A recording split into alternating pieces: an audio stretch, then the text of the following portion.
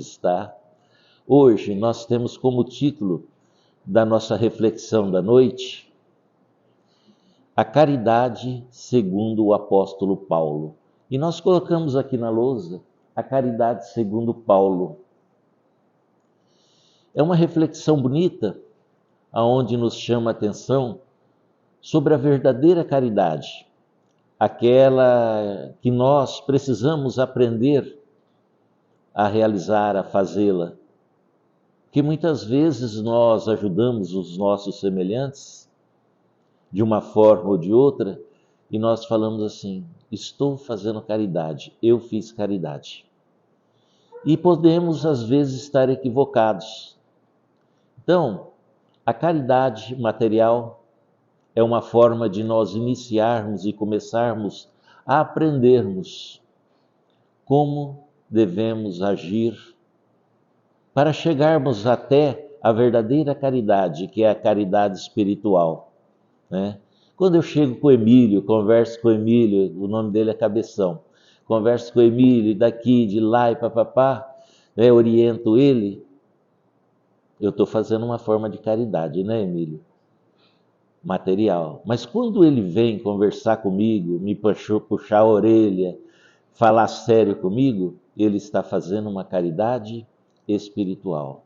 Tá? Olha só a diferença. Quando eu vou conversar com ele, é praticamente uma caridade material.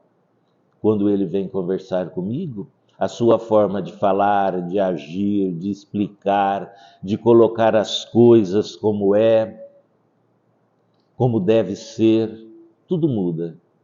E aí passa a ser, sem dúvida alguma, já o início de uma caridade espiritual. Olha a diferença entre seres, né? A compreensão de um, a compreensão do outro, já a elevação e o progresso de um, a elevação e o progresso do outro. Um está aqui, o outro já está lá. Mas nós somos assim, cada um ao seu tempo. E nós vamos conseguindo alcançar aquilo que nós almejamos, o que o Cristo nos pediu, que Ele trouxe em seus ensinamentos, quando o grande Pai, nosso Criador, Deus, pediu a Ele: filho, vai até a terra, leve essa mensagem que eu estou deixando para você, mostra para eles o que é o amor, mostra para eles o que é o perdão, mostra para aquela gente, meu filho, que eles precisam viver em paz, que precisam compreender um ao outro. Por que tanta guerra? Por que tanta discórdia? São meus filhos, são amados. E Jesus veio à Terra. E tudo aquilo que o Pai Maior pediu, Ele transmitiu para nós. Ponto a ponto, vírgula a vírgula, não suprimiu nenhuma palavra. Ele foi exato. E nós estamos aí cambaleando, né? Cambaleando há todos esses anos. 2 séculos já se passaram. E nós ainda estamos tentando a entender o Evangelho de Jesus. Então vamos lá. O que é caridade? Vamos nós pensarmos, refletirmos. O que eu faço que é considerado caridade? Seria nós darmos esmolas? Temos o costume de fazer isso? Vem um pedinte, toma R$2, toma 5, né? Outros dão 10, outros, eu não tenho dinheiro.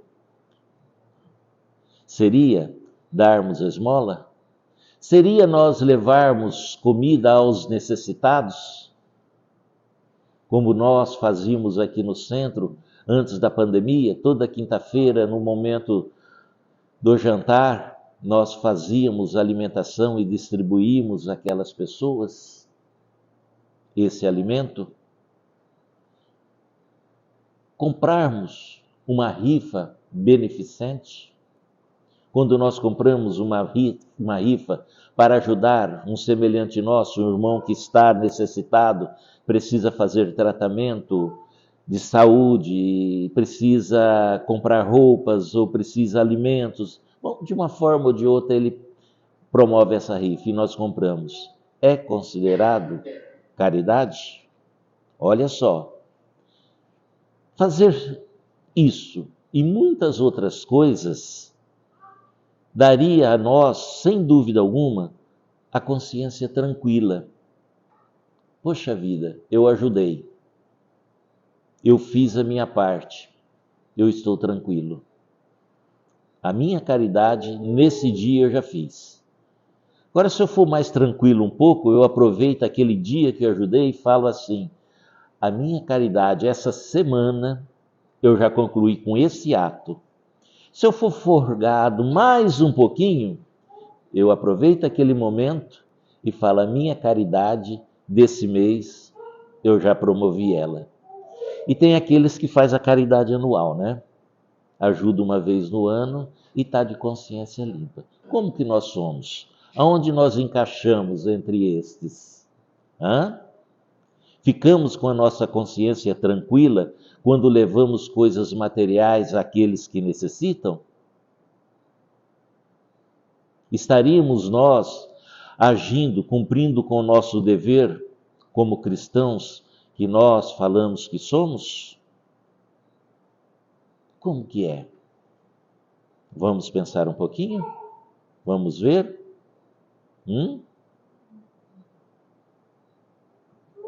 É o início, é um exercício. Nós já estamos, sem dúvida alguma, auxiliando os nossos semelhantes. Porque tem aqueles que, se você for falar sobre as coisas do Mestre e ele estiver com o estômago vazio, ele não vai conseguir entender nada, ele não vai ouvir. Assim é conosco. Vem nas casas de oração com fome, né? Fica lá 2, 3 dias sem almoçar, sem jantar, e vem aqui numa segunda-feira, se vai conseguir prestar atenção na reflexão da noite. A dor de estômago fala mais alto, né? Problema do remédio, vamos ajudar aquele que está doente. Vamos pegar um exemplo fácil, simples. Dor de cabeça. Vem aqui com dor de cabeça e vê se consegue entender alguma coisa.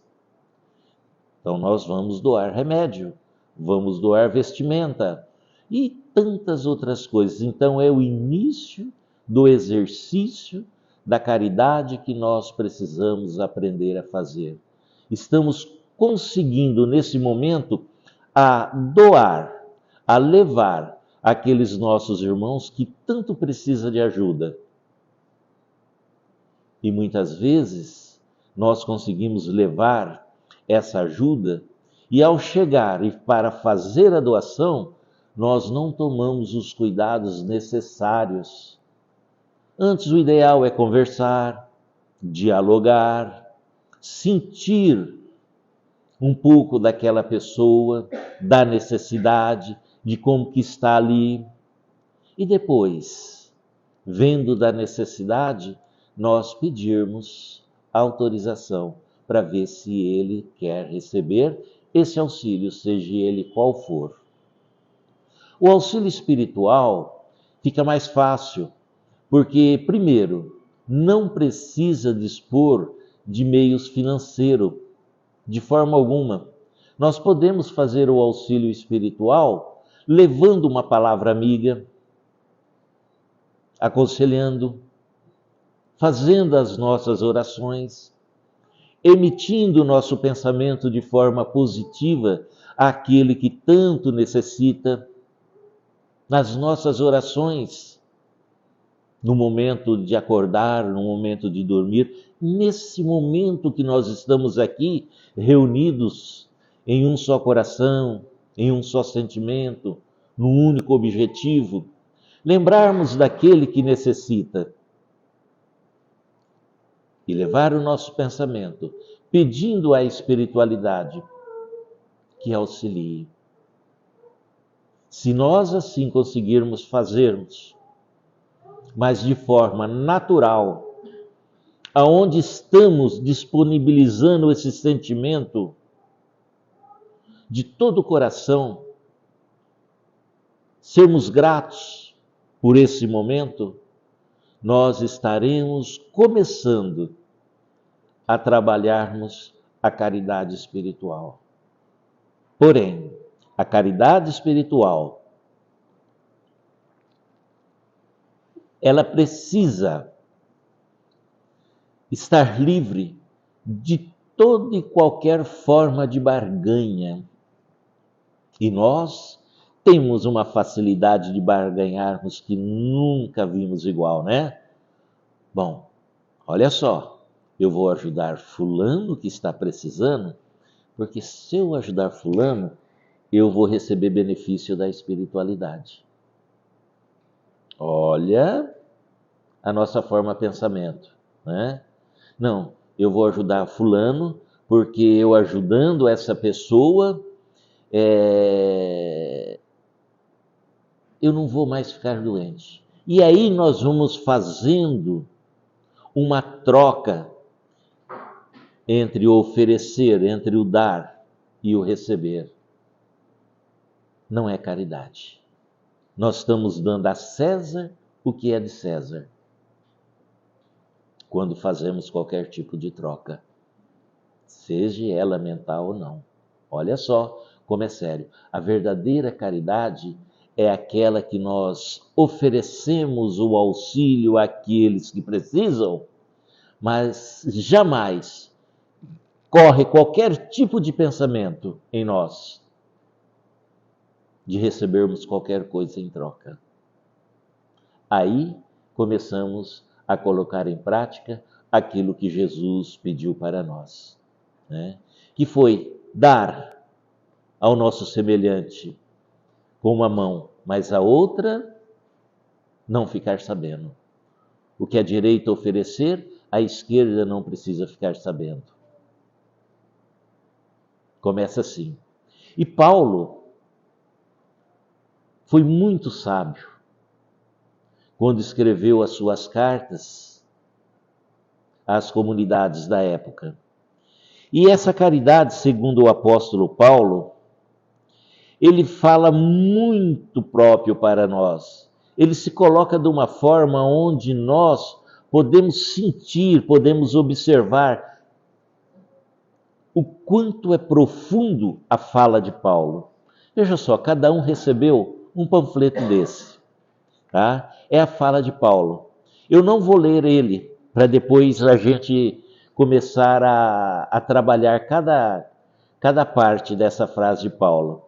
Mas ele disse assim: ainda que eu falasse a língua dos homens, olha só, ainda que eu falasse a língua dos homens e dos anjos, e não tivesse caridade, seria como um metal que soa frio, sem sentido, só faz barulho.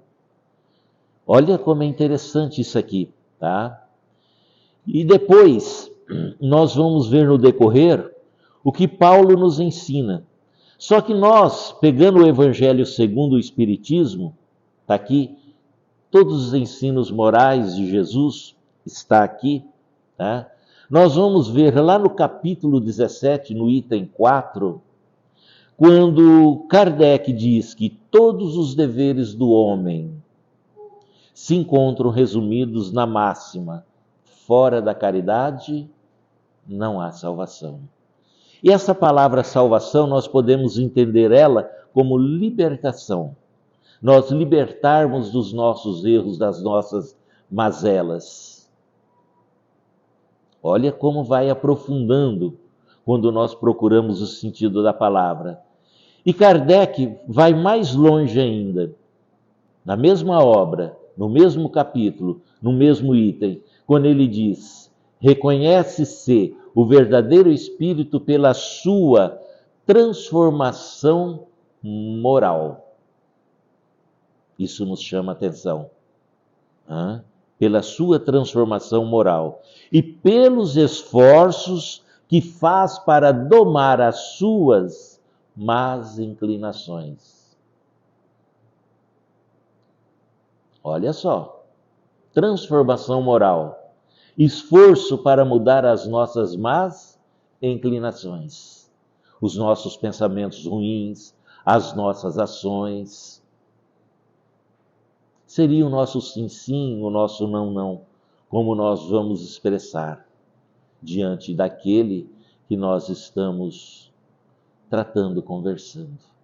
Olha como isso é profundo. Então vamos lá na primeira parte de que Paulo ensina, e vocês podem acompanhar pelo panfleto. Ainda que eu falasse as línguas dos homens e dos anjos, e não tivesse caridade, seria como um metal que soa ou como um sino que tine. Já bateram no metal? O barulho de um metal? Ou um sino, quando bate? Mais frio, muitas vezes sem sentido, né? O que ele quer nos dizer com isso? Nesse trecho dessa carta, dessa epístola que ele escreveu, primeira carta de Paulo a Coríntios. Ele diz que é um alerta a todos nós que somos oradores, seja espírita, seja católico, seja evangélico, bandista, ou qualquer outro pregador que fale dos ensinos de Jesus. Olha como está puxando a orelha, né? Principalmente a minha, que estou aqui na frente, tentando fazer essa reflexão.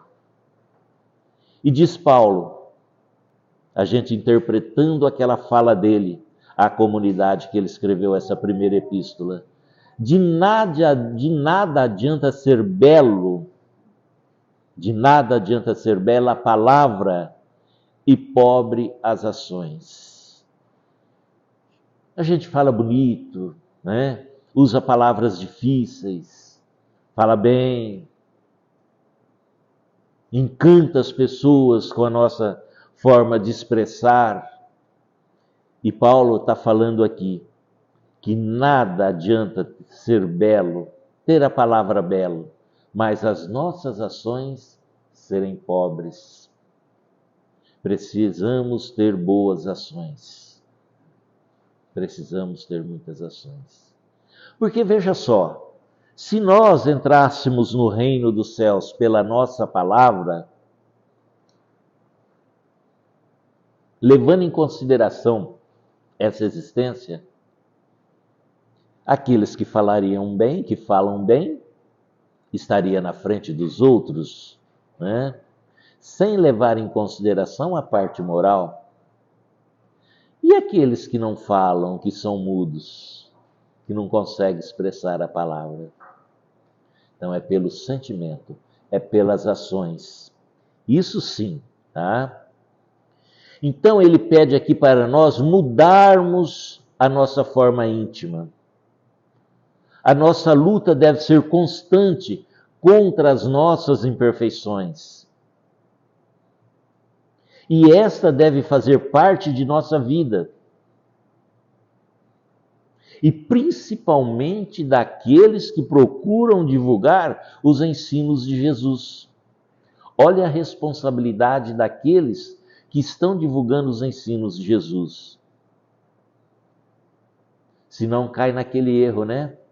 Falo o que eu faço, faço o que eu falo, mas não faz o que eu falo. Então, eu acho que eu errei aqui. Mas veja só, muitas vezes a gente pede para a pessoa fazer e nós mesmos não fazemos. Está aqui, nos chamando a atenção. E vai mais longe ainda, que nós conhecemos a boa árvore pelos belos frutos que ela produz. Assim alertou Jesus. Caso contrário, a palavra, se nós não formos assim, será sem dúvida alguma fria, como o tinir de um sino, que bate, mas é frio. E se nós não conseguirmos mudar nada dentro de nós, se nós não mudarmos o sentimento, melhorar, não produziremos bons frutos de forma alguma. Estaremos estacionados, né? Parados. Aí Paulo continua, está aí no papelzinho. E ainda que eu tivesse o dom da profecia e conhecesse todos os mistérios e toda a ciência, e ainda tivesse toda a fé, de maneira tal que transportasse os montes, Se não tivesse caridade, nada seria. Olha como ele vai fundo, ele é profundo. Ainda que eu tivesse o dom da profecia, ainda que ele conhecesse todos os mistérios, toda a ciência, ainda que tivesse toda a fé, de maneira que chegasse a transportar as montanhas, se não tivesse caridade, nada disso serviria. Olha como ele coloca essa máxima da caridade em primeiro plano, né? Então, significa que nós termos o conhecimento espiritual não faz de nós um indivíduo caridoso. É bem diferente você ter o conhecimento espiritual e ser caridoso. É Jesus mesmo que diz ser agradecido a Deus por ter e haver escondido dos sábios os mistérios divinos e revelado estes aos simples. Como isso é interessante, porque se não fosse assim, aqueles sábios, aqueles que estudam muito, aqueles que têm uma inteligência que sobrepõe às outras, dominariam todas as coisas divinas. E é o contrário. Eu costumo dizer, eu conheci uma pessoa que fazia parte de um grupo mediúnico na cidade de São José dos Quatro Marcos, quando lá eu estudava na área de mediunidade, iniciando, tá? E essa pessoa trabalhava junto conosco nesse grupo mediúnico. Dava gosto de ver. Uma médium por excelência. Sabia das coisas divinas, tinha uma calma que não era igual. Era analfabeta. Conseguiu aprender a escrever o seu nome lendo o Evangelho de Jesus, o Novo Testamento. Olha só. E sabia das coisas do Mestre como nunca. Como é bonito, né? Como é lindo. Então nós temos que levar isso sim com muito cuidado, com muita responsabilidade, tá? E nós encontramos essa passagem que Jesus, que Deus revelou aos simples, tá? Em Mateus, no capítulo 11. Então esse sentimento, esses ensinamentos espirituais, eles falam profundo dentro de nós, quando nós levamos a sério, com a responsabilidade que é necessário. No nosso dia a dia, nas nossas pequenas ações, nas nossas decisões, nas nossas atitudes. Não tem como ser diferente. Ah, mas eu vou virar santo do dia para a noite? Não. Ninguém consegue evoluir tão rápido assim.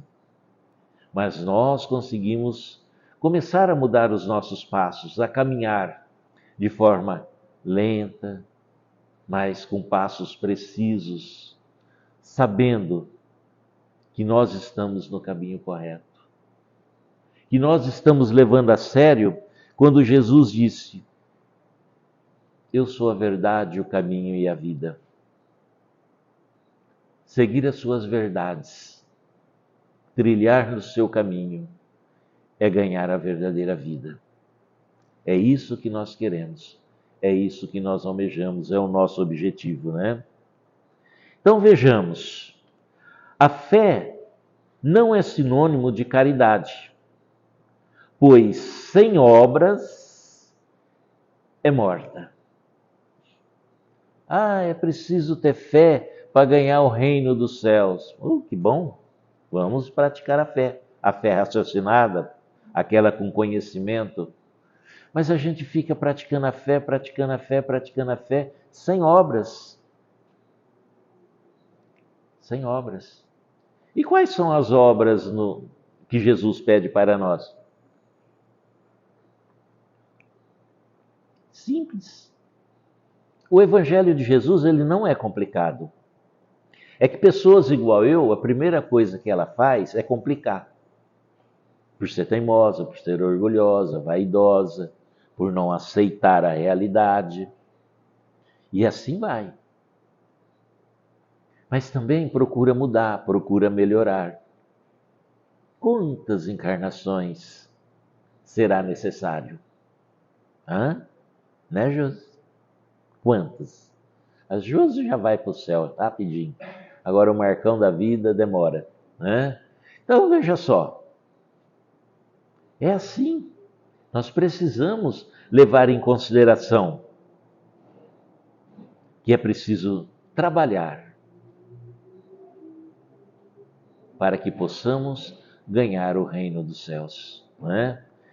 Então, a fé sem obras ela é morta, segundo o apóstolo Tiago, em sua epístola, no capítulo 2, versículo 17. Vamos lá em Tiago, epístola, né, de Tiago, no capítulo 2, no versículo 17.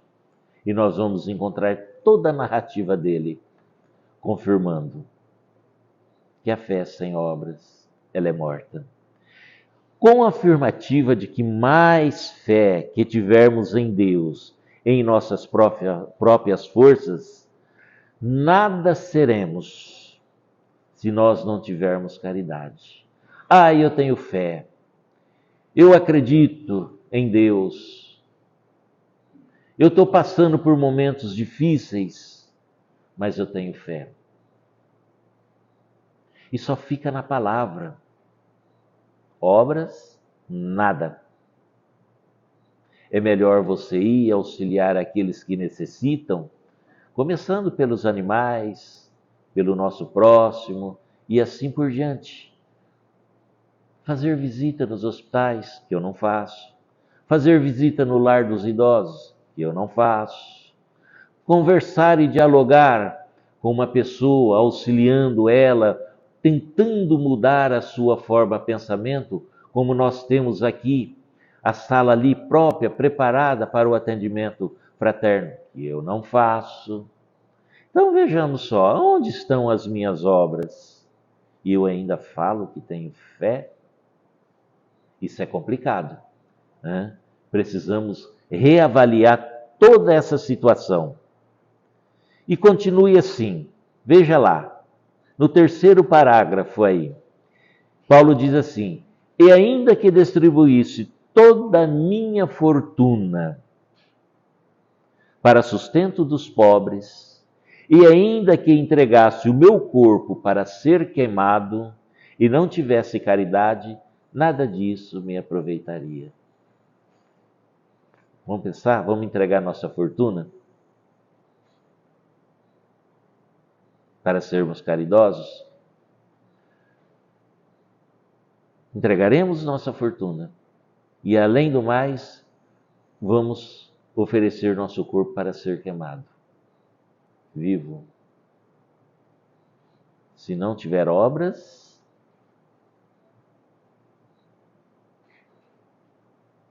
se não tiver caridade, nada disso adianta. Está lá, Paulo falando, tá? Então, dar esmolas e acabar com a necessidade material do próximo é muito importante, sim. Nós podemos adotar uma família, isso é excelente, é muito nobre, uma família em situação difícil, financeiramente falando, adotá-la, dar casa, dar comida, oferecer trabalho, até ela começar a ganhar o seu sustento. É preciso, sim, nós temos que fazer isso. Mas muitas vezes nós fazemos isso e vamos nas emissoras de rádio, né, ou nos jornais e colocamos o que nós estamos fazendo, tornamos público. É ruim, não é bom. Faça em silêncio. E em silêncio, nosso Pai Maior, sem dúvida alguma, estará nos auxiliando a podermos ajudar muitas outras pessoas. Não é diferente. Mas é preciso, quando assim nós fazermos, Alertar a pessoa que tudo depende da nossa intenção. Se fizermos a doação material, olha só, com o objetivo de nós aparecermos aos outros, ou então para aliviarmos nossa consciência, estaremos simplesmente nos enganando. Além disso, nós corremos o risco de ajudar esse necessitado, ao mesmo tempo humilhá-lo. Estaremos humilhando.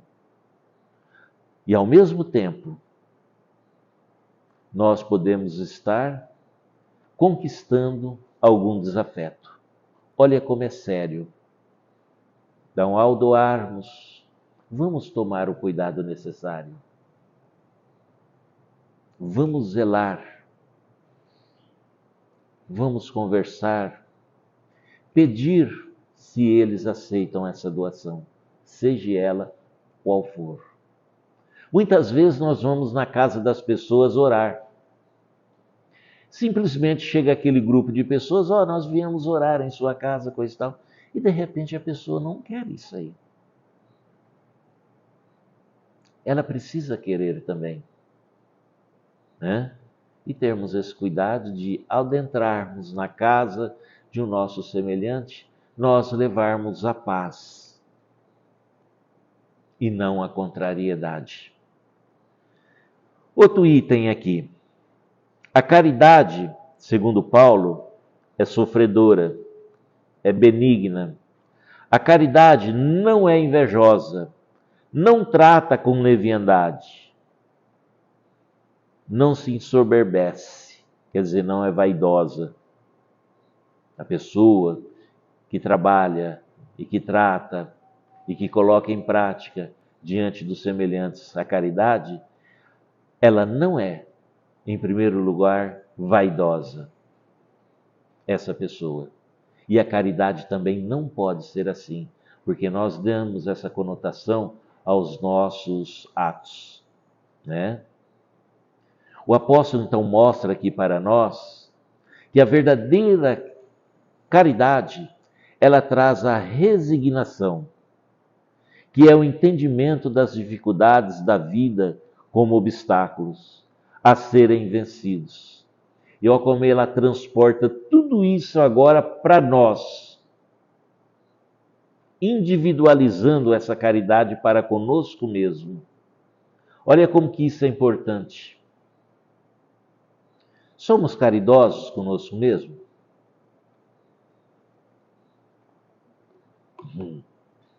Olha só. Precisamos ser caridosos conosco mesmo? Com nós mesmos? Precisamos, né? Precisamos. Senão, a gente procura levar a paz ao outro e nós somos tão ríspidos. Ficamos nervosos, blasfemamos, usamos de expressões que mentalmente nos prejudica, abrindo as nossas portas mentais para que o inimigo faça morada. Nós devemos tomar cuidado, sim, tá? Sem dúvida alguma. Nós devemos objetivar o progresso espiritual, aliar a bondade não só para conosco, mas para com todos. Independente do momento em que nós estamos vivendo, seja ele bom, seja ele ruim. É aquela frase de Emmanuel para Chico: tudo passa. Tudo passa. Os momentos difíceis passam, mas os momentos bons também passam. E nós devemos tomar esse cuidado, equilibrar, saber trabalhar a situação, para não nos decepcionarmos. Isso é importante. Senão a gente cai, né, num marasmo tão grande, porque decepcionamos com as nossas atitudes. E não pode. Cai em depressão. Aquele melancolismo que nunca se viu igual. Está aqui, ó, pedindo para nós tomarmos esse cuidado, né? Então ele fala aqui para nós que era para nós deixarmos de lado a vingança, o ódio, tudo isso que corrói o sentimento, o bom sentimento, que turbam os nossos sentimentos racionais. Enquanto o perdão enobrece o ser,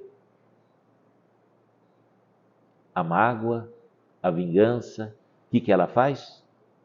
Ela empobrece o ser. É o contrário. E muitas vezes nós agimos dessa forma. Muitas vezes nós agimos dessa forma. Podemos estar sorrindo, eu estou sorrindo para você, mas em pensamento, o meu pensamento é corrosivo, tá? Nós temos que tomar esse cuidado. Devemos ser prudentes.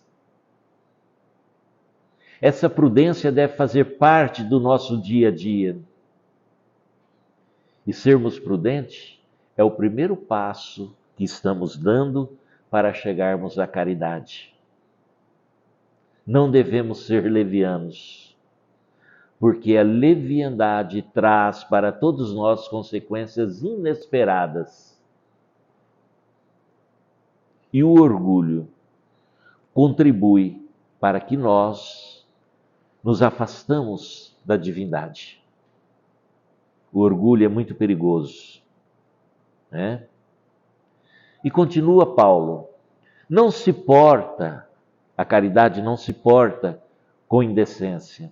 A caridade não busca os seus interesses. A caridade não se irrita, não suspeita mal. A caridade não folga com a injustiça, mas folga com a verdade. Isso é profundo. E é bom a gente analisar bem essa parte, né? Na verdade, um mundo onde nós vivemos, que mais vale a satisfação pessoal do que qualquer outra coisa, o que acontece conosco? Nós deixamos o orgulho tomar conta de nós. Deixamos ele falar mais alto. E aí a gente começa a afastar das coisas espirituais. Ah, Deus esqueceu de mim. Não, Deus não esquece de ninguém. Aonde está o meu anjo guardião? Ele foi embora. Não, ele não foi embora, ele está ali, te auxiliando. É que nós, muitas vezes, com as nossas ações, nós nos afastamos da divindade, do nosso anjo guardião. Muitas vezes, com as nossas ações, nós afastamos dos bons amigos. E é exatamente isso que acontece.